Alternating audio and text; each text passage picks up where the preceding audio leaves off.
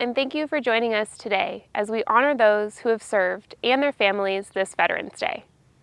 We'll be reflecting on the significant events that took place here at the future Thurgood Marshall Regional Park, home of the Port Chicago 50.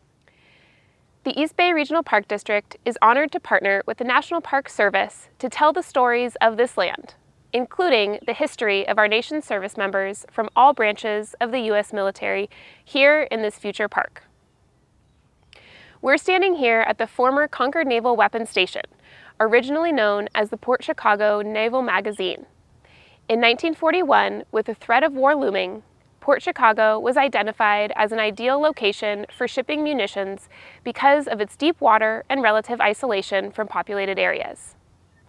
Port Chicago Naval Magazine was built in 1942 and served as the United States' largest West Coast ammunition shipping port, instrumental in providing munitions for World War II.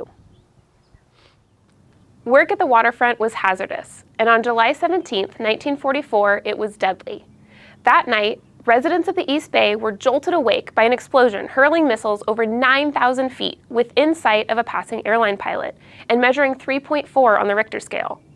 The explosion at Port Chicago killed 320 men, mostly black sailors, and injured 390 more, in the largest homefront disaster in World War II.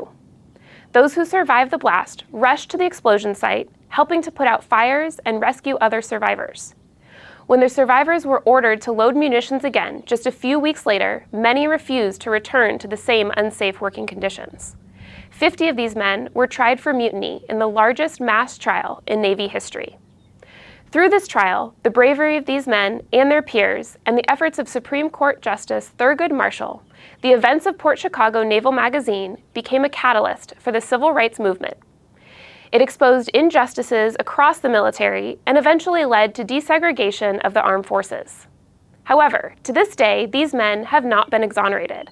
East Bay Regional Park District and partners like the Friends of the Port Chicago National Memorial are working together for the restitution of the Port Chicago 50 to rectify and acknowledge that the actions committed by the 50 men were not wrong, but rather necessary.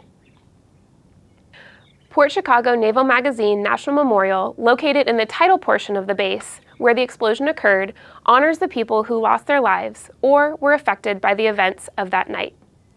Many of these sailors are buried in the Golden Gate National Cemetery in San Bruno, but only 51 were able to be identified. Many of the headstones read "Unknown Sailor."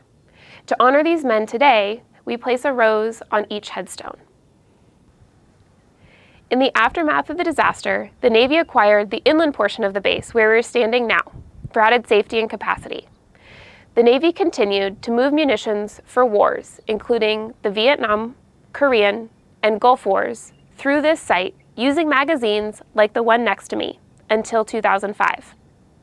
Many of these magazines will remain, helping us tell the stories shared by dedicated service members who worked here, ensuring their heroism and sacrifices are not forgotten. Today we share just a brief history. A comprehensive story of this site, along with personal accounts shared by veterans, will be the foundation for future exhibits and programming here. The new park will integrate the human history of the Concord Naval Weapons Station site with the natural history and outdoor recreational opportunities of the land. By connecting to this place and reflecting on its past, we also look towards the future. The East Bay Regional Park District and the National Park Service honor active and retired military members with free park admission on Veterans Day and a National Parks annual pass. Come out today and enjoy one of your beautiful parks. And if you'd like to learn more about the future Thurgood Marshall Regional Park, home of the Port Chicago 50, we have several online resources, and keep an eye out for East Bay Regional Park District public access tours on the park website. Happy Veterans Day.